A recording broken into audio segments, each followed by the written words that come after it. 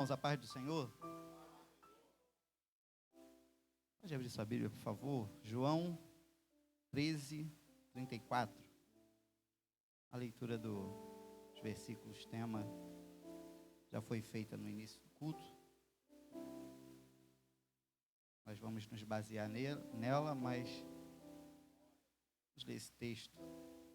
João capítulo 13, versículo 34 e 35. Aleluia.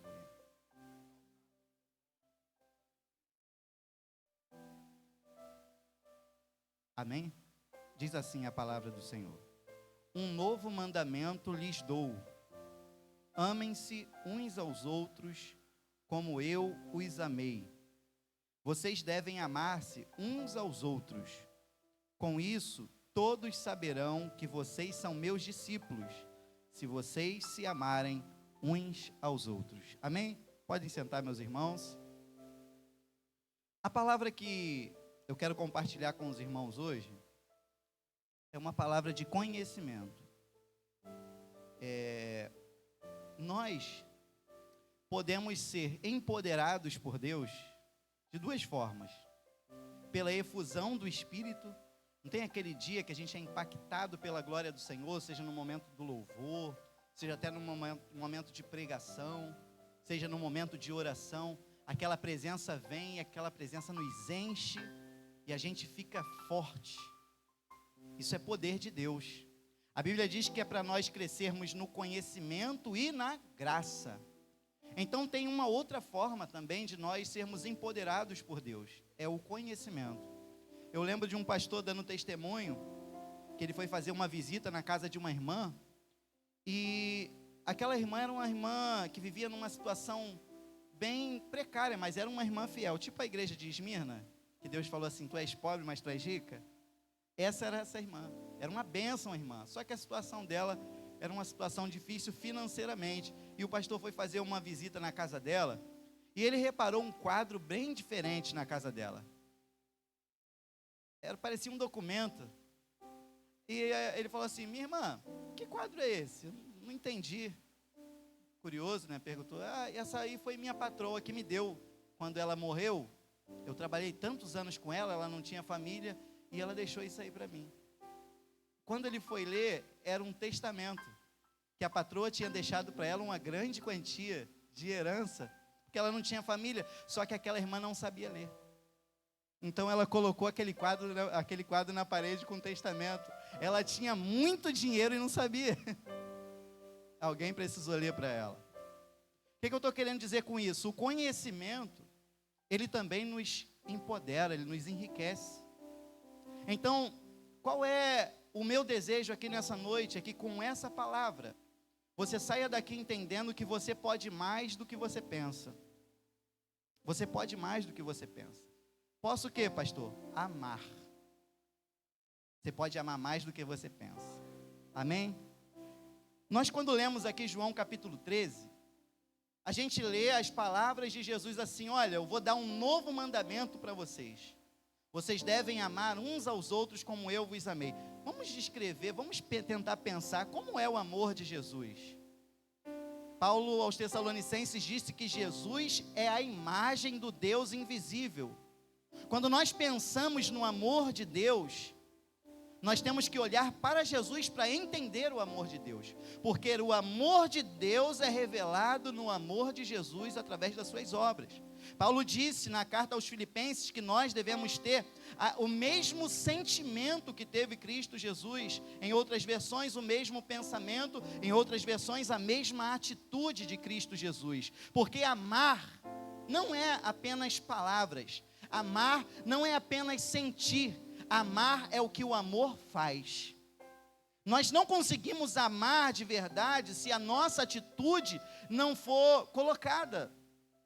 Mas amar apenas com atitudes também pode não ser amor. Paulo no capítulo 13 da primeira carta aos Coríntios diz que ainda que eu dê todos os meus bens, ainda que eu entregue o meu corpo para ser queimado em favor de alguém, se não tiver amor, nada seria. O cara foi queimado por alguém, mas Paulo está falando assim: talvez isso não tenha sido por amor. Então existem muitas coisas que a gente possa fazer e talvez isso não seja amor. Existem muitas palavras que nós possamos dar e talvez isso não seja amor. Existem muitas coisas que nós possamos sentir e talvez isso não seja amor. O mundo que nós vivemos, existem muitos tipos de amores, mas o padrão, o que é realmente o amor, é Deus. Deus é a origem, é o padrão de amor. Existem pessoas que amam umas às outras, mas amam da sua forma. Amam de forma natural, amam de forma carnal, mas o amor de Deus é o padrão pelo qual nós devemos amar uns aos outros. E por isso Jesus nos traz um mandamento, um novo mandamento. Amem uns aos outros como eu os amei. Como é o amor de Jesus? Porque, pensa bem, na dificuldade que é esse negócio. Você tem que amar como Jesus amou. Como Jesus amou? Como Deus nos amou. Então esse é o chamado. Talvez você vai falar assim, pastor, pensando bem, amar como Jesus amou, não dá. Não dá. Dá para amar como Jesus amou? Seja sincero. Naturalmente não dá. Então por isso, Paulo, ele vem trazer o ensino do fruto do Espírito. Por quê? O fruto do Espírito, ele vai começar pelo amor.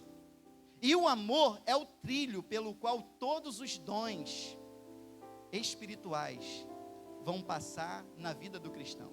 O amor é o trilho.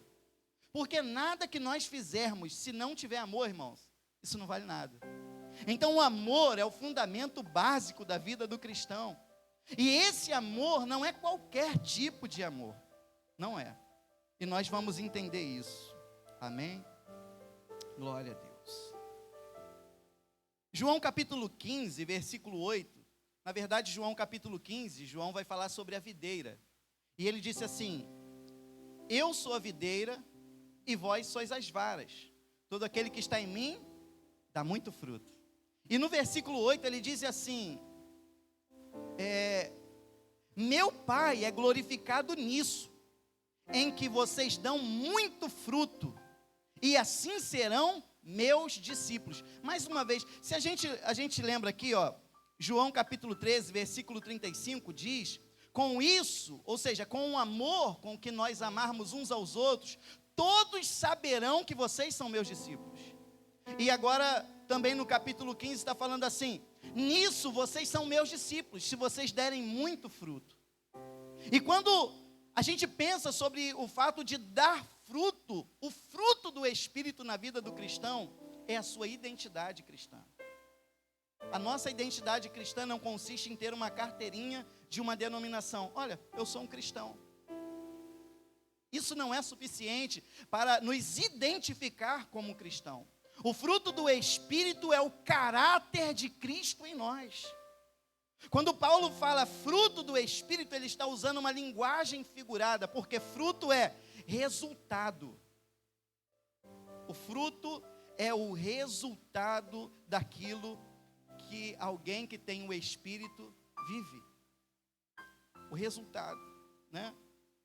Poderia ser chamado de fruto ou poderia ser chamado de resultado. Se você é um filho de Deus, porque o homem natural não tem o Espírito de Deus, é isso que a Bíblia diz.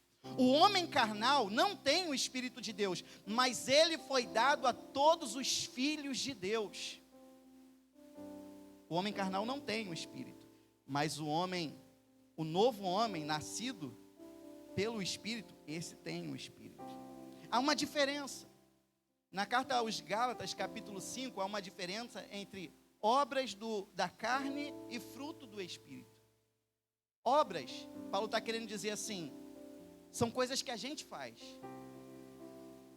Para pecarmos ali realizando as obras da carne, somos nós que fazemos.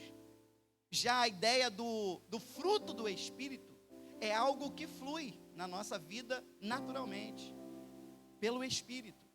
Não é algo que a gente força. Por exemplo, se tem uma mangueira ali, ela não vai fazer força para dar manga. É natural que ela dê manga. Está ali o galho, está ali o tronco, está ali as raízes, está ali a terra, ela está sendo ali regada na terra. A árvore não faz força para frutificar. é uma coisa que acontece naturalmente nela. As obras da carne são coisas que a gente faz. Já o fruto do Espírito é algo que flui na nossa vida de forma natural para aqueles que vivem no Espírito. Foi o que Jesus disse: todo aquele que está em mim dá fruto. Isso mesmo, dá fruto. Todo aquele que está em mim dá fruto. Aquele que não dá fruto é cortado e tirado fora. E nisso vocês são os meus discípulos, que vocês deem muito fruto. O desejo de Deus é que nós possamos frutificar, né, em relação ao fruto do Espírito. Não existe uma opção de manifestar o amor ou não. O fruto do Espírito, ele não são dons, é o fruto do Espírito. Se nós somos parte dessa árvore, se nós somos um galho nessa árvore, é inevitável, vai ter que manifestar o fruto do Espírito. E o fruto do Espírito, eu lembro quando eu falei sobre isso uma vez, nós trouxemos uma tangerina, né, naquele dia que eu falei aqui, foi num encontro com Deus, nós fizemos vários encontros que falavam do fruto do Espírito, eu trouxe uma tangerina. E aí nós discutimos, antes de chegar esse dia, se na tangerina nós poderíamos explicar o fruto do Espírito. Note, não são frutos do Espírito, é fruto do Espírito, no singular. Porque se nós olhássemos para uma tangerina, imaginaríamos, está ali o fruto do Espírito. Só que até na tangerina, nós poderíamos ali pegar um gomo, escolher o gomo que a gente queria. E o fruto do Espírito não é assim, olha, eu acho que eu tenho amor ao outro. Não, eu acho que eu tenho paciência, não, que quase ninguém tem, né? Mas alguém vai dizer assim, não, eu tenho a alegria. Já o domínio próprio, acho que eu não tenho. O fruto do Espírito não é assim, onde a gente escolhe o que a gente tem e o que a gente não tem. O fruto do Espírito é o fruto. Pensa em pelo menos 5 frutas que você gosta. 5 frutas. Alguns vão falar assim, banana, outros vão falar laranja, uva, jaca. Eu gosto de jaca dura. Pera, mamão. Gosta de todas essas, né?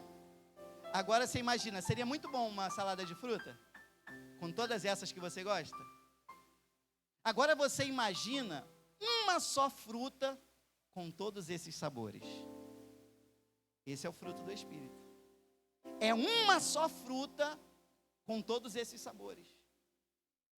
Amor, alegria, bondade, benignidade, fé, mansidão, temperança, domínio próprio, né? Todas as características do fruto precisam estar na nossa vida. E note, nós não vamos fazer forças para manifestar o fruto do Espírito. Ele vai fluir naturalmente, porque nós somos um galho. E um galho, por si só, ele não tem condições de gerar um fruto. Você não vê uma fruta nascendo no asfalto. Você não vê uma fruta nascendo numa pedra. Uma fruta, naturalmente, vai nascer de um galho ligado a um tronco que tem raízes e que está plantado. Então, na vida do cristão, o fruto do Espírito não nasce, não manifesta, não flui a partir de mim.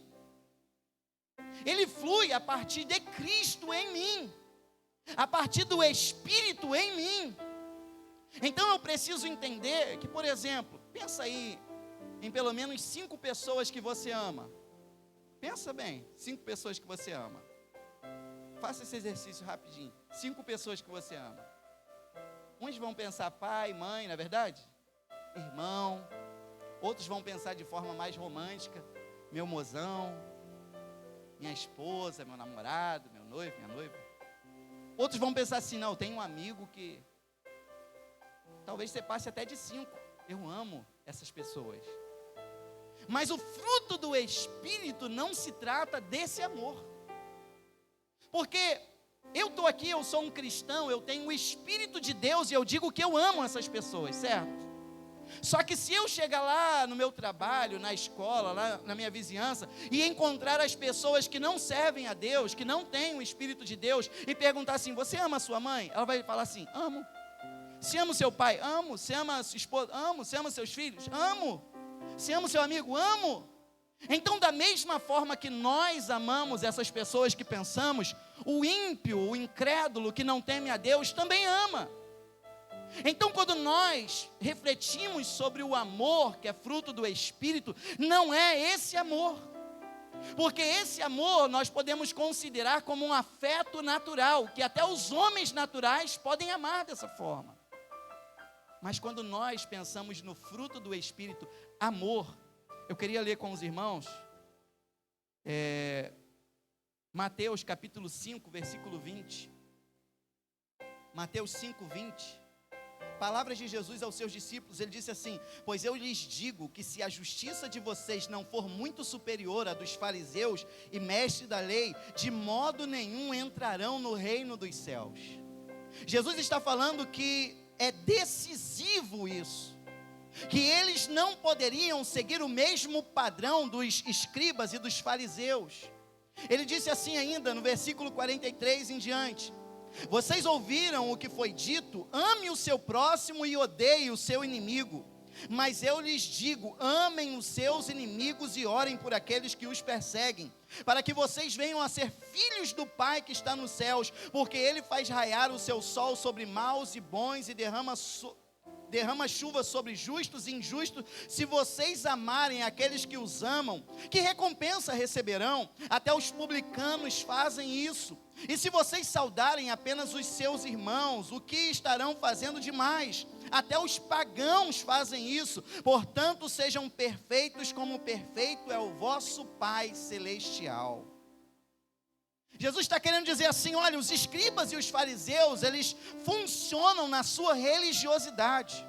Só que se a justiça de vocês, que são meus discípulos, não excederem a dos escribas e dos fariseus, de maneira nenhuma vocês vão entrar no reino dos céus. Ele diz assim: vocês ouviram o que foi dito? Amem os seus amigos e odeiem os vossos inimigos. Eu, porém, vos digo. Aquele que nos trouxe um novo mandamento, nos trouxe também um novo direcionamento. Vocês ouviram que vocês devem amar os amigos e odiar os inimigos? Eu vos digo, amem os vossos inimigos. Quase que sai o odeio inimigo. Amem os vossos inimigos e orem por aqueles que os perseguem. Uau! É tipo assim, cara, eu nunca vi isso. Tem como? Naturalmente não. Como que você ama alguém que é seu inimigo? Não tem como. Naturalmente não. Mas ele está falando assim: porque se vocês amarem os amigos, se vocês saudarem apenas os amigos, até os publicanos fazem isso, cara. Até os pagãos fazem isso. Jesus está querendo dizer assim: olha, para quem é meu discípulo, o padrão de amor não é esse aqui não, tá? O padrão de amor é esse aqui, ó. E nisso vocês serão filhos do meu Pai.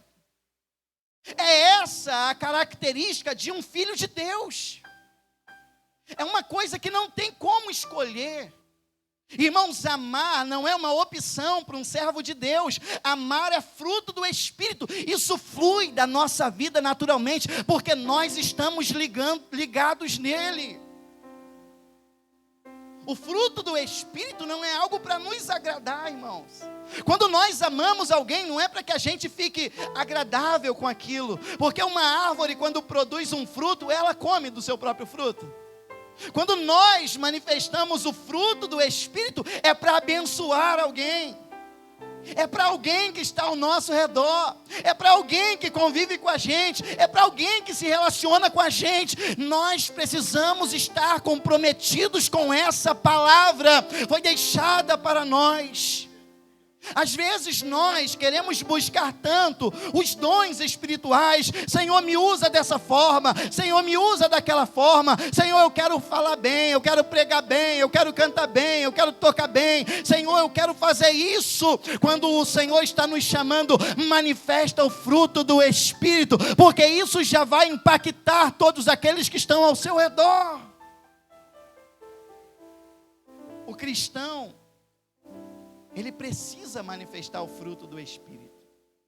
E eu quero te chamar a atenção. E o amor dentro do fruto do Espírito não era o amor, afeto natural. É esse o desafio da vida cristã. É amar aquele que não é amável. É amar aquele que aparentemente não merece seu amor. Porque eu falei assim, pensa em 5 pessoas que você ama. Tenho certeza que todo mundo pensou com muita facilidade nisso. Agora pensa em alguém que talvez tenha te ferido, te magoado, te humilhado, te marcado tão negativamente, que você traz essa pessoa hoje na sua memória e fala assim: essa pessoa me deu todos os motivos para eu não amar ela. Pensou nessa pessoa? É essa pessoa que você está sendo desafiado pela palavra a amar. Não porque você tem capacidade, isso porque o Espírito de Deus vai te fazer amar, vai te capacitar a amar, porque isso não é algo que vem de você, é algo que vem do Espírito de Deus. É algo que vem do Espírito de Deus.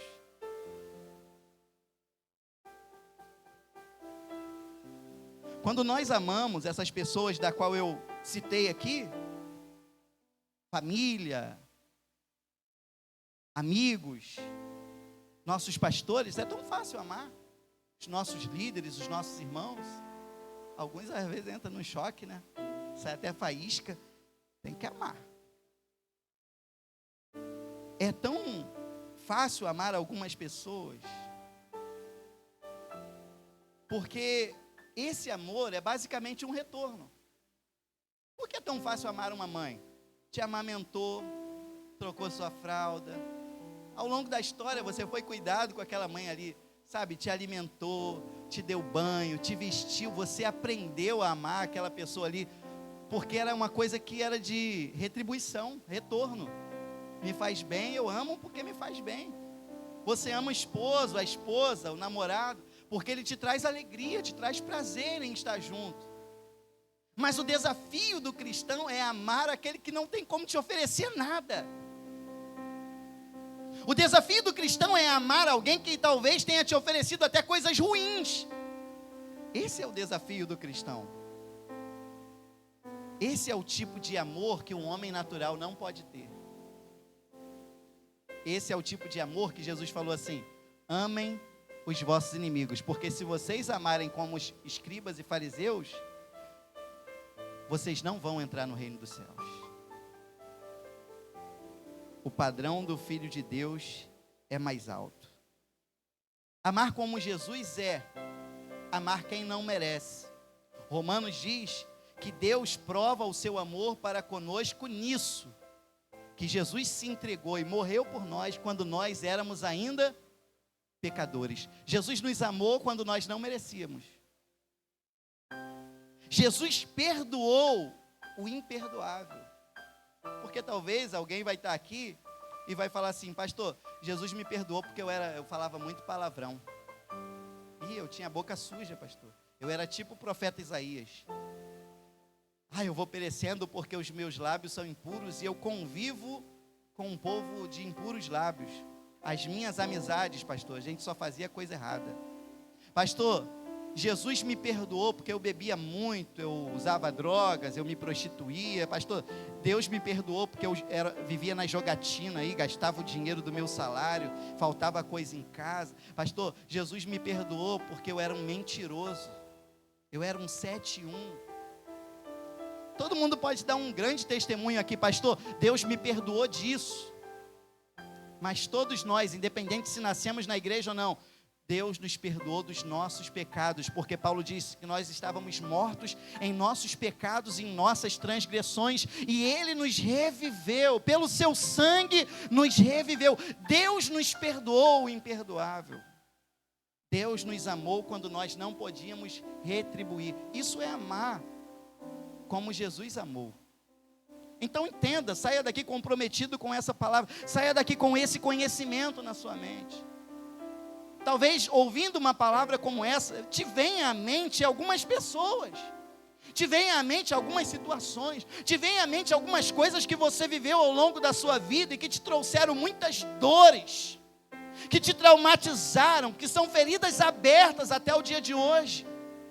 Irmãos, a bênção de Deus não consiste simplesmente em o que vamos receber, mas talvez naquilo que vamos oferecer ao outro. Isso é bênção de Deus também. É saber que nós somos empoderados e capacitados por Ele a amar como o homem natural não tem capacidade de amar. A perdoar o imperdoável. Talvez você entrou aqui nesse dia, caminhou até hoje, pensando o que ele fez, o que ela fez, é imperdoável. Jesus está mudando hoje o teu pensamento, através do conhecimento das Escrituras. Aquilo que para você era impossível de perdoar, para mim é possível. Eu quero trazer uma figura do amor de Deus, e nela nós vamos terminar. Ezequiel capítulo 16. É um texto longo. Vou pular algumas partes, mas eu quero ler com os irmãos como é o amor de Deus por nós na figura de Deus com Jerusalém. Como é o amor de Deus por nós na figura de Deus com Jerusalém. Diz assim a palavra do Senhor. Ezequiel 16, versículo 2: Filho do homem, confronte Jerusalém com suas práticas detestáveis e diga: assim diz o soberano, o Senhor, a Jerusalém: sua origem e seu nascimento foram na terra dos cananeus. Seu pai era um amorreu e sua mãe uma hitita. Seu nascimento foi assim: no dia em que você nasceu, o seu cordão umbilical não foi cortado. Você não foi lavada com água para que ficasse limpa, não foi esfregada com sal, nem enrolada em panos. Ninguém olhou para você com piedade, nem teve suficiente compaixão para fazer qualquer uma dessas coisas por você. Ao contrário, você foi jogada fora, em campo aberto, pois no dia em que nasceu foi desprezada. A figura de Jerusalém no seu primeiro momento é essa: nasceu de pais misturados, foi rejeitada desde o ventre, desde o seu nascimento. Quando nasceu, não teve aquele olhar de admiração, não teve aquele sorriso na recepção quando nasceu. Na verdade, quando Jerusalém nasceu, o profeta está dizendo aqui, inspirado pelo Senhor, que ela nem foi limpa do seu sangue, que o seu cordão umbilical nem foi cortado, ela foi desprezada e jogada fora, jogada no chão. É como um bebezinho ali no chão, sabe, lutando pela vida, gritando um pedido de socorro, jogada fora. Assim era Jerusalém. Versículo 6: então passando por perto, o Senhor, passando por perto, vi você se esperneando em seu sangue, e enquanto você jazia ali, jazia é morria, enquanto você morria ali em seu sangue, eu lhe disse: viva! Estava morrendo, desprezada, jogada fora, aleluia, rejeitada, estava ali esperneando no seu sangue, e aí o Senhor passou por perto e viu aquela situação, alguém morrendo, alguém que não tinha esperança, e o Senhor olhou e disse assim: vai viver, vai viver. Foi Ele quem disse, não foi o homem, foi Deus quem disse: vai viver. Foi assim que o Senhor nos achou. Foi assim que o Senhor nos encontrou um dia, sujos, rejeitados, acabados, não tínhamos esperança de salvação, mas Ele olhou para nós e Ele disse: vai viver.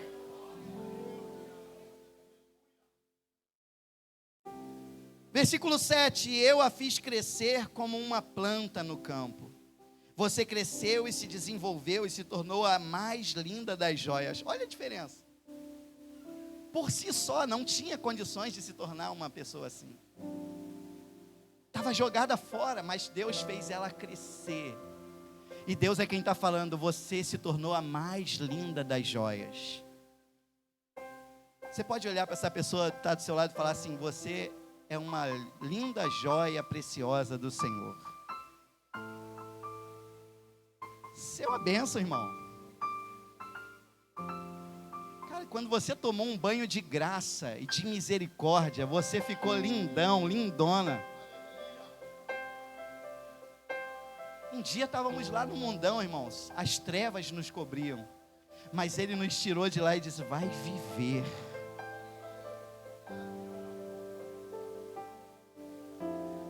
Seus seios se formaram e seu cabelo cresceu, mas você ainda estava totalmente nua.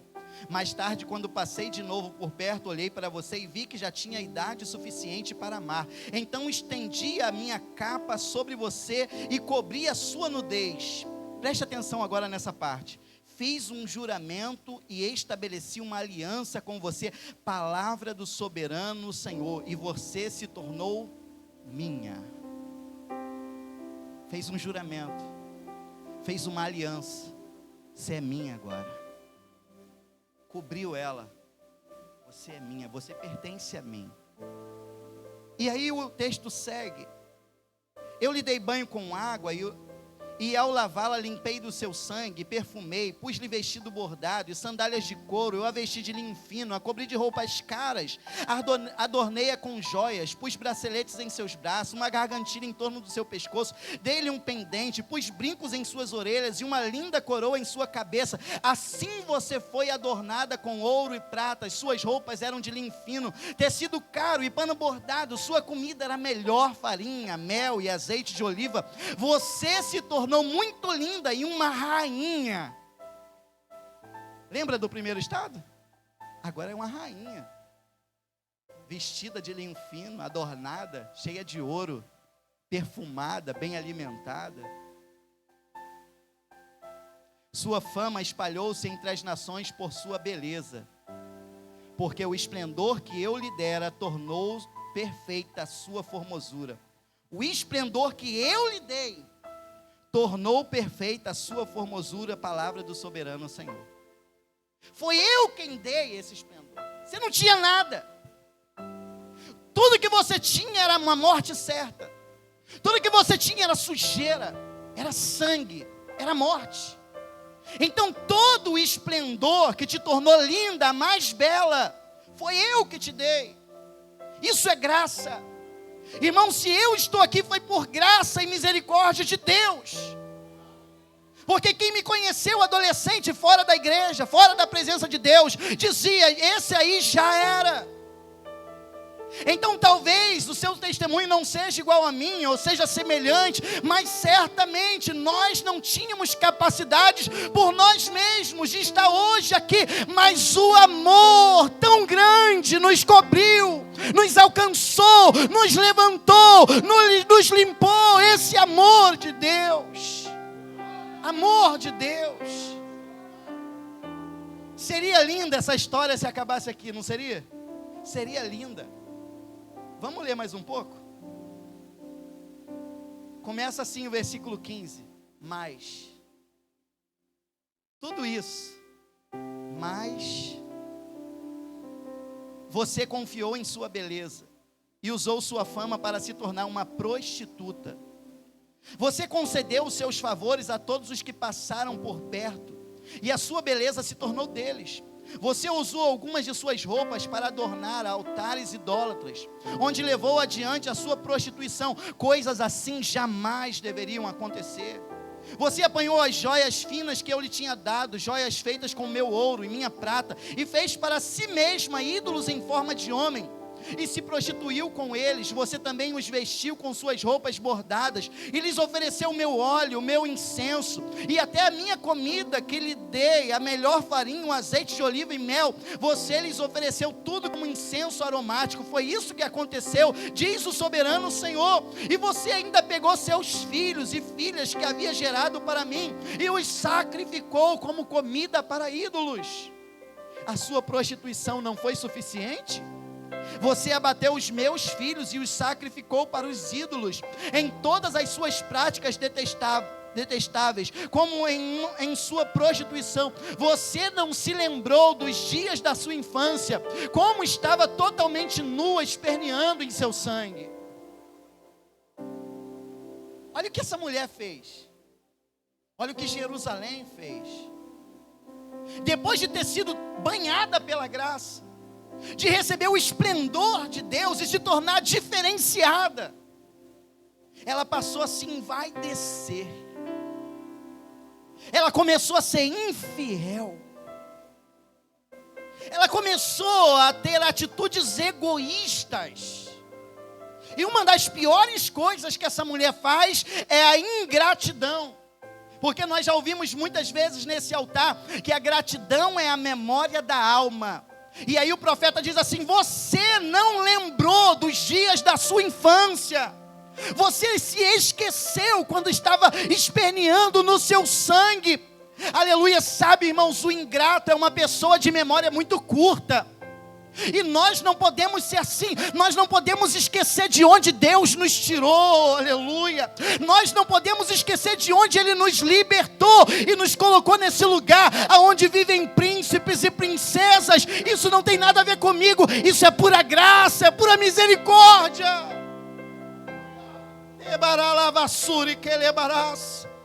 Talvez nós conheçamos alguém assim. Um dia viveu uma experiência com Deus, viveu uma libertação tremenda, teve uma vida completamente restaurada, e depois que começou a caminhar na presença de Deus, eles se perderam completamente. Só que eu quero lembrar aos irmãos: fiz um juramento e estabeleci uma aliança com você, palavra do soberano Senhor. Há uma aliança que foi feita um dia. Quero continuar aqui só mais um pouco o que essa mulher fez. Versículo 28. Você se prostituiu também com os assírios, porque era insaciável. Jerusalém era insaciável pelo pecado. Já viu isso? Tem gente que é assim. É insaciável pelo pecado. Quer pecar todo dia. Não basta um fim de semana. É toda hora. E mesmo depois disso ainda não ficou satisfeita. Então você aumentou a sua promiscuidade também com a Babilônia, uma terra de comerciantes, mas nem com isso ficou satisfeita. Como você tem pouca força de vontade, palavra do soberano, o Senhor, quando você fez todas essas coisas agindo como uma prostituta descarada. Minha versão é interessante, né? Agiu como uma prostituta descarada, parece uma discussão hoje de novela. Quando construía os seus altares idólatras em cada esquina e fazia seus santuários elevados em cada praça pública, você só não foi como uma prostituta porque desprezou o pagamento. Você, mulher adúltera, prefere estranhos ao seu próprio marido. Toda prostituta recebe pagamento, mas você dá presentes a todos os seus amantes. Uma prostituta vende o seu corpo, ela quer receber vendendo o seu corpo. Deus está falando assim: você não, você pagava para os homens te usar. Versículo 43. Por você não ter se lembrado dos dias da sua infância, mas ter provocado a minha ira com todas essas coisas, certamente farei cair sobre a sua cabeça o que você fez. Palavra do soberano Senhor: acaso você não acrescentou lascívia a todas as suas outras práticas repugnantes? Mais uma vez o Senhor fala: você se esqueceu do que eu lhe fiz. Você se esqueceu dos dias da sua infância. Versículo 48. Juro pela minha vida, palavra do soberano Senhor, sua irmã Sodoma e as filhas dela jamais fizeram o que você e as suas filhas têm feito. gente quando fala de Sodoma e Gomorra, a gente pensa assim, lá era terrível. Sabe o que é que Deus está falando de Jerusalém? Vocês foram piores do que Sodoma. Piores do que Sodoma. Versículo de número 52. Aguente a sua vergonha, pois você proporcionou alguma justificativa às suas irmãs, visto que os seus pecados são mais detestáveis que os delas. Elas parecem mais justas que você. Envergonhe-se, pois e suporte a humilhação, porquanto você fez as suas irmãs parecerem justas. Fez Sodoma parecer justa com a atitude. Agora pensa bem, uma pessoa assim merece ser amada? Uma coisa dessa aqui, será que merece amor? Lembra que nós lemos aqui? Um novo mandamento vos dou, que vocês amem uns aos outros, como eu vos amei. Como que Deus nos amou? Eu estou dando aqui um exemplo. Deus nos amou quando nós éramos como aquela criança jogada fora. Deus nos amou quando nós não tínhamos nada para retribuir. Ele simplesmente nos amou. Nós não tínhamos como devolver nada para Ele. Deus nos amou quando nós éramos sujos, pecadores. Deus nos amou. Só que existe uma outra coisa. Deus nos amou quando nós fomos completamente infiéis. Tem gente que está agindo pior do que o ímpio, que conhece a palavra de Deus, que foi banhado pela graça, mas hoje se comporta pior do que o ímpio. Que Deus está falando assim: Sodoma, não faz o que você faz. Mas termina dizendo assim, olha, Ezequiel 16:59, assim diz o soberano, o Senhor: eu a tratarei como merece, porque você desprezou o meu juramento ao romper a aliança. Contudo, eu me lembrarei da aliança que fiz com você nos dias da sua infância, e com você estabelecerei uma aliança eterna.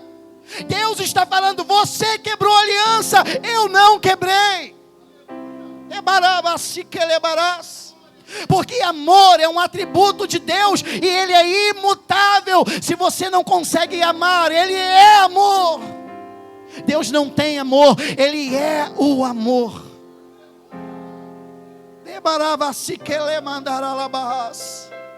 E com essa palavra eu quero te dizer: não importa o que você fez, até que ponto você chegou, o amor dele é maior.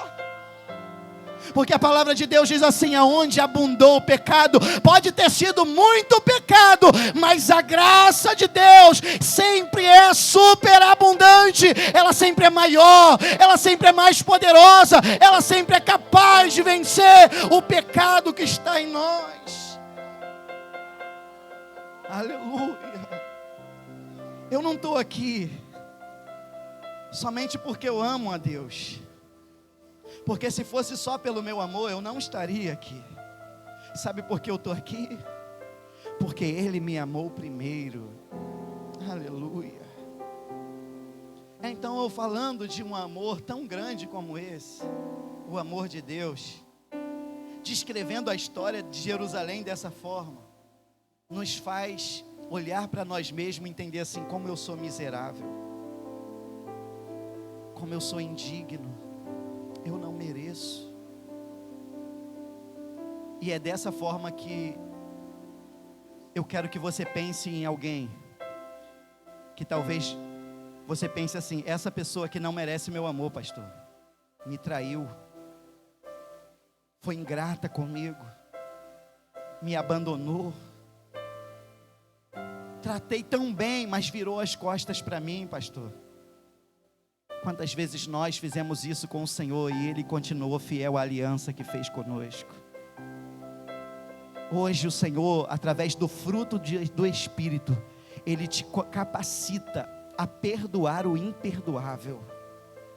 É essa pessoa mesmo que você hoje está sendo desafiada a liberar o perdão, a amar. Primeiro, você precisa perdoar alguém. E segundo, sabe o que Jerusalém fez? Queimou os seus próprios filhos. Sabia que tem muitas mulheres hoje que não se perdoam, porque um dia na sua trajetória engravidaram e não tinham conhecimento, não tinham temor, abortaram uma criança.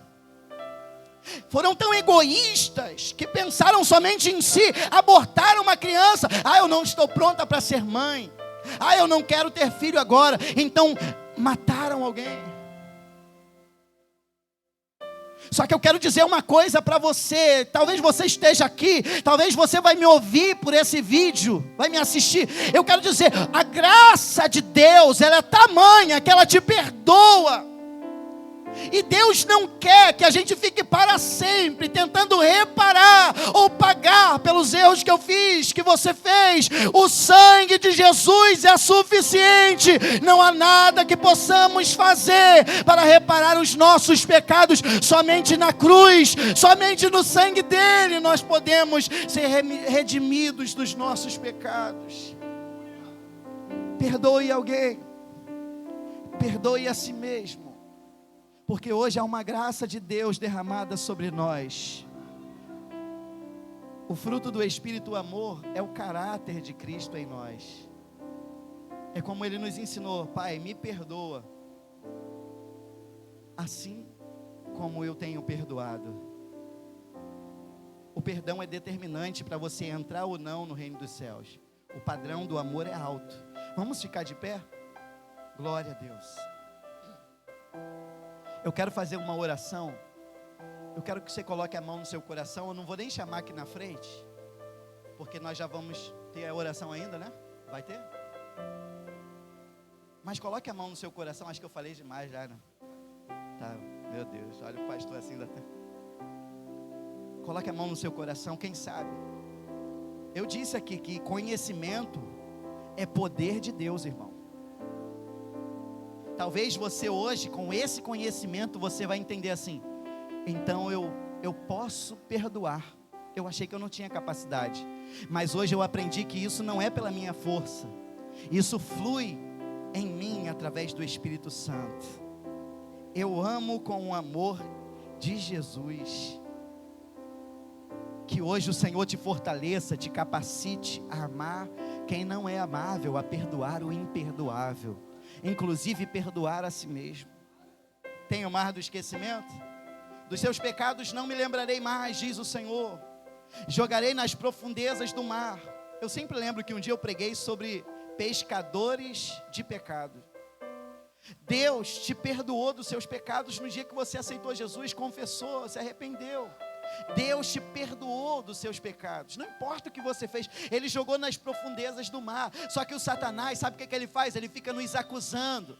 Aí sabe o que a gente faz? A gente pega um barquinho, pega uma varinha de pescar e vai lá para esse mar e fica lá tentando pescar o pecado que Deus já disse que te esqueceu. Abandona esse mar, saia desse lugar, pare de ficar se culpando, pare de ficar trazendo de volta aquilo que Deus já te perdoou. Vence isso, supera isso, se perdoe. Ame como Jesus amou, aleluia. Ame como Jesus amou.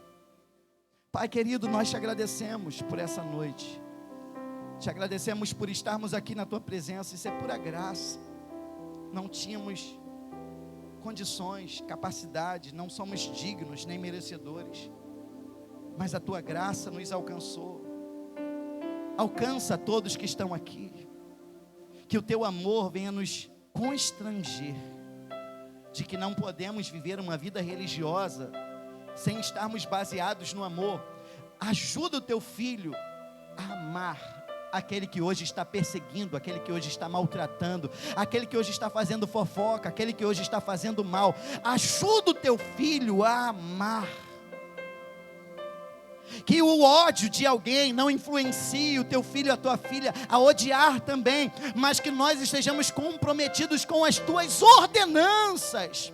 Nos capacita e que seja doce ao paladar de quem estiver ao nosso redor, Pai, o fruto do Teu Espírito na nossa vida.